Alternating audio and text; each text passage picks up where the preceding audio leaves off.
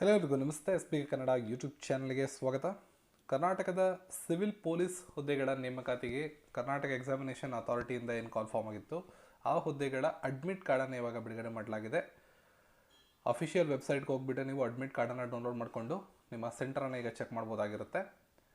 ಆ ಲಿಂಕನ್ನು ಕ್ಲಿಕ್ ಮಾಡಿ, ನಿಮಗೆ ಲಿಂಕ್ ಗೊತ್ತಾಗಲಿಲ್ಲ ಅಂದರೆ ಡಿಸ್ಕ್ರಿಪ್ಷನಲ್ಲಿ ಹಾಕಿರ್ತೀನಿ, ಡೈರೆಕ್ಟ್ ಲಿಂಕು ಕ್ಲಿಕ್ ಮಾಡಿದ್ಮೇಲೆ ಈ ಥರ ಪೇಜ್ ಬರುತ್ತೆ. ಇಲ್ಲಿ ನೀವು ಪರೀಕ್ಷಾ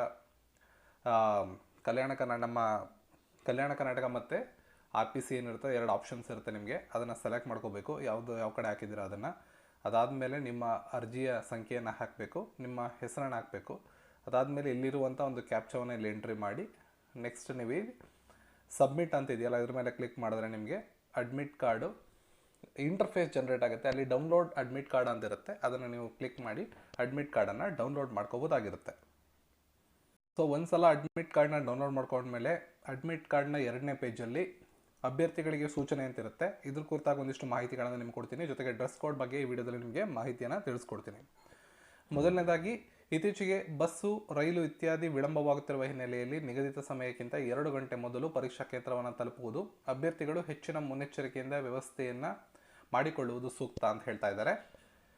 ಅಭ್ಯರ್ಥಿಗಳು ಪರೀಕ್ಷಾ ಕೊಠಡಿಯ ಒಳಗೆ ಯಾವುದೇ ಆಧುನಿಕ ಎಲೆಕ್ಟ್ರಾನಿಕ್ ಉಪಕರಣಗಳಾದ calculator, mobile phone, Bluetooth, paper ಚೀಟಿ, ಬುಕ್ಸು, ಪುಸ್ತಕ ಇತ್ಯಾದಿಗಳನ್ನು ತರುವುದನ್ನು ನಿಷೇಧ ಮಾಡಲಾಗಿದೆ ಅಂತ ಹೇಳ್ತಾ ಇದ್ದಾರೆ. ಈ ಪ್ರವೇಶ ಪತ್ರದ ಜೊತೆಯಲ್ಲಿ ಅಭ್ಯರ್ಥಿಯು ಕಡ್ಡಾಯವಾಗಿ ಮಾನ್ಯತೆ ಇರುವ ಯಾವುದಾದರೂ ಒಂದು ಗುರುತಿನ ಚೀಟಿ, ನಿಮ್ಮ ಅಡ್ಮಿಟ್ ಕಾರ್ಡ್ ಜೊತೆ ಒಂದು ಕಂಪಲ್ಸರಿಯಾಗಿ ಒಂದು ಐಡೆಂಟಿಫಿಕೇಷನ್ ಕಾರ್ಡನ್ನು ತೆಗೆದುಕೊಂಡು ಹೋಗಬೇಕು. ಐಡೆಂಟಿಟಿ ಕಾರ್ಡ್ ಅಂತ ಹೇಳಿದಾಗ ಆಧಾರ್ ಕಾರ್ಡ್ ಆಗುತ್ತೆ, ಪಾಸ್ಪೋರ್ಟ್ ಆಗುತ್ತೆ, ಪ್ಯಾನ್ ಕಾರ್ಡ್ ಆಗುತ್ತೆ, ಡ್ರೈವಿಂಗ್ ಲೈಸೆನ್ಸ್ ಆಗುತ್ತೆ, ಅಥವಾ ನಮ್ಮ ವೋಟರ್ ID ಕೂಡ ಆಗುತ್ತೆ. ಮತದಾರ ಗುರುತಿನ ಚೀಟಿಯನ್ನು ತೆಗೆದುಕೊಂಡು ಹೋಗಬೇಕು. ಇವುಗಳಲ್ಲಿ ಯಾವುದೇ ಇರುತ್ತೆ ನಿಮ್ಮ ಹತ್ರ ಅದನ್ನು ಒರಿಜಿನಲ್ನ ತೆಗೆದುಕೊಂಡು ಹೋಗಬೇಕು. ಅಭ್ಯರ್ಥಿಗಳು ಪರೀಕ್ಷಾ ಕೊಠಡಿಯ ಒಳಗೆ ಯಾವುದೇ ರೀತಿಯ ಕೈ ಗಡಿಯಾರವನ್ನು ಅಥವಾ ಕಟ್ಟಿಕೊಂಡು ಹೋಗುವಂತಿಲ್ಲ ಅಥವಾ ತೆಗೆದುಕೊಂಡು ಹೋಗುವಂತಿಲ್ಲ. ವಾಚ್ಗಳನ್ನು ಧರಿಸಬೇಡಿ, ಯಾವುದೇ ರೀತಿಯ ವಾಚ್ ಆದರೂ ಕೂಡ ಅಲೋ ಇರೋದಿಲ್ಲ.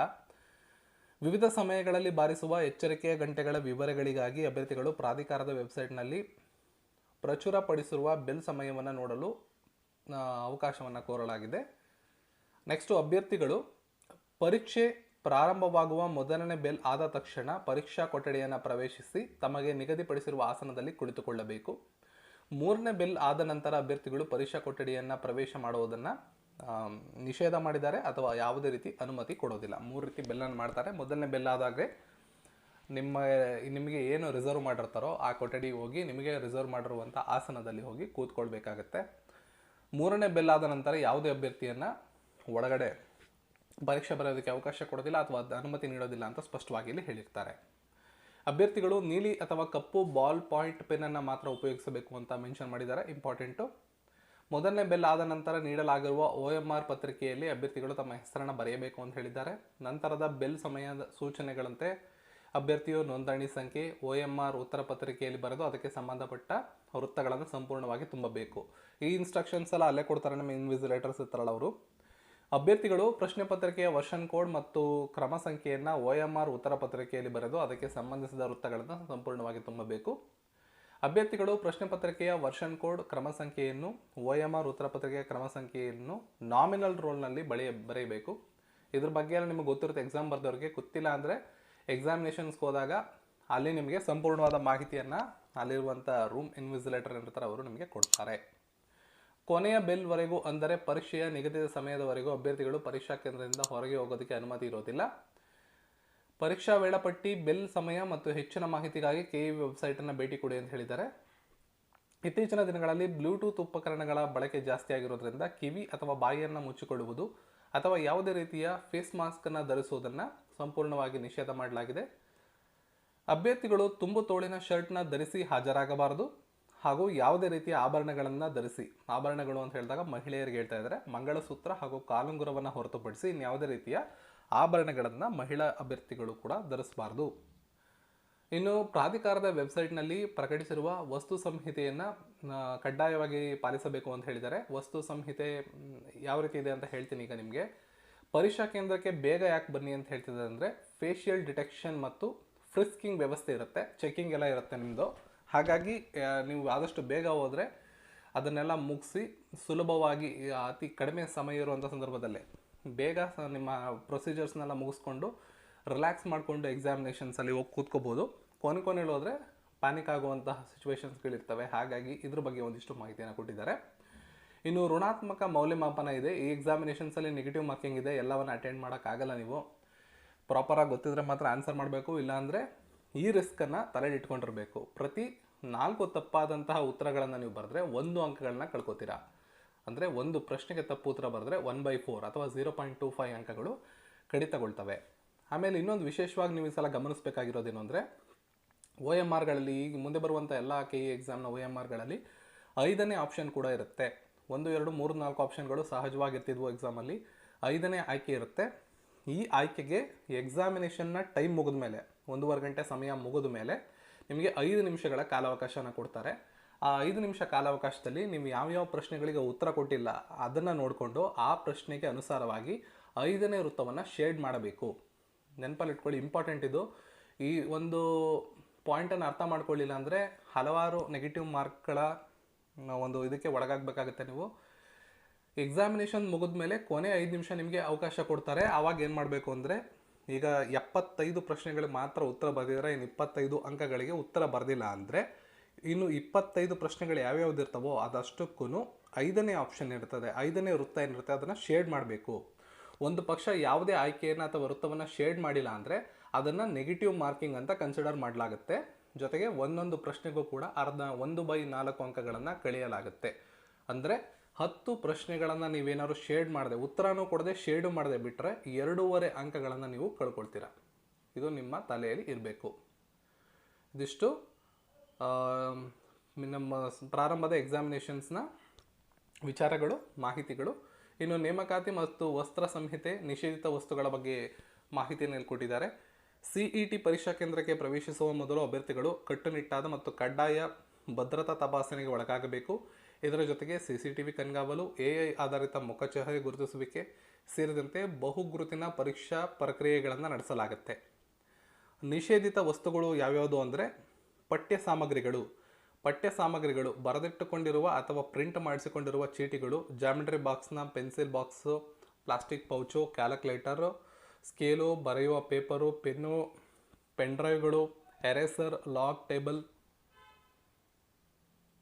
Electric pen, scanner. ನೆಕ್ಸ್ಟು ವೈಯಕ್ತಿಕ ವಸ್ತುಗಳು ಅಂದರೆ ಗಾಗಲ್ಸು, ಕೈಚೀಲ, ಬೆಲ್ಟು, ಕ್ಯಾಪು ಯಾವುಗಳನ್ನು ಕೂಡ ಇಟ್ಕೊಳ್ಳೋಂಗಿಲ್ಲ. ಗುಪ್ತ ಸಾಧನಗಳು, ಮೈಕ್ರೋಚಿಪ್ಪು, ಕ್ಯಾಮರಾ, ಬ್ಲೂಟೂತ್ ಸಾಧನ ಮುಂತಾದ ಸಂವಹನ ಸಾಧನಗಳನ್ನು ಮರೆಮಾಡುವ ಮೂಲಕ ನ್ಯಾಯಯೋಚಿತವಲ್ಲದ ವಿಧಾನಗಳಿಗೆ ಬಳಸಿದ್ರೆ ಅದು ಕೂಡ ನಿಮ್ಮ ಮೇಲೆ ಆ್ಯಕ್ಷನ್ ಕೂಡ ಆಗುತ್ತೆ. ನೆನಪಲ್ಲಿ ಇಟ್ಕೊಂಡಿರಿ. ಇನ್ನು ಆಧುನಿಕ ಸಂವಹನ ಸಾಧನಗಳು, mobile phone, Bluetooth, earphone, microphone, pager ಇವುಗಳನ್ನು ಇಟ್ಕೊಳ್ಳೋಂಗಿಲ್ಲ. ಮಣಿಕಟ್ಟು ವಸ್ತುಗಳು, ಯಾವುದೇ ರೀತಿಯ ಕೈಗಡಿಯಾರ ಇರ್ಬೋದು, ಬಳೆ ಇರ್ಬೋದು, ಕ್ಯಾಮ್ರಾ ಇರ್ಬೋದು ಇವುಗಳನ್ನು ಧರಿಸೋಂಗಿಲ್ಲ. ಆಹಾರ ಮತ್ತು ಪಾನೀಯ, ತೆರೆದಿರುವ ಅಥವಾ ಪ್ಯಾಕ್ ಮಾಡಲಾದ ಯಾವುದೇ ಆಹಾರ ಪದಾರ್ಥಗಳು, ನೀರಿನ ಬಾಟಲ್ ಇತ್ಯಾದಿಗಳನ್ನು ಇಟ್ಕೊಳ್ಳೋಂಗಿಲ್ಲ. ಮೇಲಿನ ವಸ್ತುಗಳನ್ನು ಪರೀಕ್ಷಾ ಕೇಂದ್ರದಲ್ಲಿ ಸಂಗ್ರಹಿಸೋದಕ್ಕೆ ಯಾವುದೇ ವ್ಯವಸ್ಥೆ ಇರೋದಿಲ್ಲ. ನೀವು ಬ್ಯಾಗಲ್ಲಿ ತಗೊಂಡೋದಾಗ ಇದನ್ನು ಸೇಫ್ ಗಾರ್ಡ್ ಮಾಡೋದಕ್ಕೆ ಯಾವುದೇ ಫೆಸಿಲಿಟಿನ ಪ್ರೊವೈಡ್ ಮಾಡಲ್ಲ ಅಂತ ಹೇಳಿರ್ತಾರೆ. ಸೊ ನಿಮ್ಮ ರಿಸ್ಕಲ್ಲಿ ನೀವು ಇದನ್ನು ಇಟ್ಕೋಬೇಕಾಗುತ್ತೆ. ನೆಕ್ಸ್ಟು ವಸ್ತ್ರ ಸಂಹಿತೆ, ಡ್ರೆಸ್ ಕೋಡು. ನೋಡಿ, ಡ್ರೆಸ್ಗಳು ಯಾವುದಿರ್ಬೋದು ಅಂತ ಹೇಳಿ ಕೊಟ್ಟಿದ್ದಾರೆ. ಉದ್ದ ತೋಳುಗಳ ಡ್ರೆಸ್ಗಳನ್ನು ಧರಿಸಿ ಪರೀಕ್ಷೆಗೆ ಹಾಜರಾಗಬಾರ್ದು ಅಂತ ಹೇಳಿದ್ದಾರೆ. ಸೊ ಯಾವ ಥರ ಡ್ರೆಸ್ಗಳನ್ನು ಧರಿಸ್ಬೋದು ಅಂತ ಇಲ್ಲಿ ಇನ್ಸ್ಟ್ರಕ್ಷನ್ ಕೊಟ್ಟಿದ್ದಾರೆ, ಯಾವುದನ್ನು ಧರಿಸಬಾರ್ದು ಅಂತ ಇಲ್ಲಿ ಇನ್ಸ್ಟ್ರಕ್ಷನ್ ಕೊಟ್ಟಿದ್ದಾರೆ ನೋಡ್ಕೊಳ್ಳಿ. ತಲೆ ಹೊದಿಕೆಗಳು ಪೂರ್ಣವಾಗಿ ಮುಖವನ್ನು ಮುಚ್ಚೋ ಹಾಗಿಲ್ಲ, ಈ ಥರ ಇರಬೇಕು ಅಂತ ಹೇಳಿದ್ದಾರೆ. ಆಭರಣಗಳಲ್ಲಿ ಮಂಗಳಸೂತ್ರ ಮತ್ತು ಮೂಗುತಿ, ಮಂಗಳಸೂತ್ರಗಳಿಗೆ ಒಂದು ಕಾಲುಂಗುರಕ್ಕೆ ಅವಕಾಶ ಇದೆ, ಉಳಿದವುಗಳನ್ನು ಧರಿಸೋ ಹಾಗಿಲ್ಲ ಅಂತ ಹೇಳಿದ್ದಾರೆ. ಇನ್ನು ಪಾದರಕ್ಷೆಗಳು, ನಮ್ಮ ಚಪ್ಪಲಿಗಳಂಥವಾದು ಕಡಿಮೆ ಹಿಮ್ಮಡಿ ಇರುವ ಸ್ಯಾಂಡಲ್ಗಳನ್ನು ಧರಿಸಿ ಅಂತ ಹೇಳಿದ್ದಾರೆ. ಶೂಗಳನ್ನು ಧರಿಸಬೇಡಿ ಅಂತ ಹೇಳಿದ್ದಾರೆ.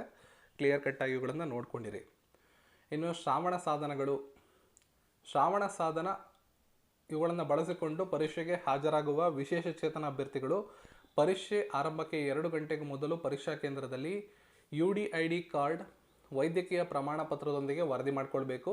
ಅವರನ್ನು ಪ್ರತ್ಯೇಕವಾಗಿ ಪರಿಶೀಲನೆಗೆ ಒಳಪಡಿಸಿ ಶ್ರವಣ ಸಾಧನ ಅಥವಾ ಈ ಸಾಧನಗಳನ್ನು ಇಟ್ಟುಕೊಂಡು ಪರೀಕ್ಷೆ ಬರಿಬೋದಾ ಇಲ್ವಾ ಅಂತ ಚೆಕ್ಕಿಂಗ್ ಮಾಡಲಾಗುತ್ತೆ. ಇದನ್ನು ಬಳಸುವಂಥ ಆಯ್ಕೆ ಇರುವಂಥ ಅಭ್ಯರ್ಥಿಗಳು. ಯಾವುದಾದರೂ ಧಾರ್ಮಿಕ ಉಡುಪುಗಳನ್ನು ಧರಿಸಿಕೊಂಡು ಪರೀಕ್ಷೆ ಬರೆಯಲು ಇಚ್ಛಿಸುವ ಅಭ್ಯರ್ಥಿ ಪರೀಕ್ಷೆ ಆರಂಭಕ್ಕೆ 2 ಗಂಟೆ ಮೊದಲೇ ಪರೀಕ್ಷಾ ಕೇಂದ್ರಕ್ಕೆ ವರದಿ ಮಾಡಿಕೊಳ್ಳಬೇಕು. ಅವರನ್ನು ಪ್ರತ್ಯೇಕವಾಗಿ ಪರಿಶೀಲನೆ ಮಾಡಿ ನಂತರ ಪರೀಕ್ಷೆ ಬರೆಯೋದಕ್ಕೆ ಅವಕಾಶವನ್ನು ಕೊಡಲಾಗುತ್ತೆ. ಶನಿವಾರ ಶಿವದಾರ ಧರಿಸಿ ಪರೀಕ್ಷೆ ಬರೆಯಲು ಅವಕಾಶವನ್ನು ಮಾಡಿಕೊಡಲಾಗಿದೆ.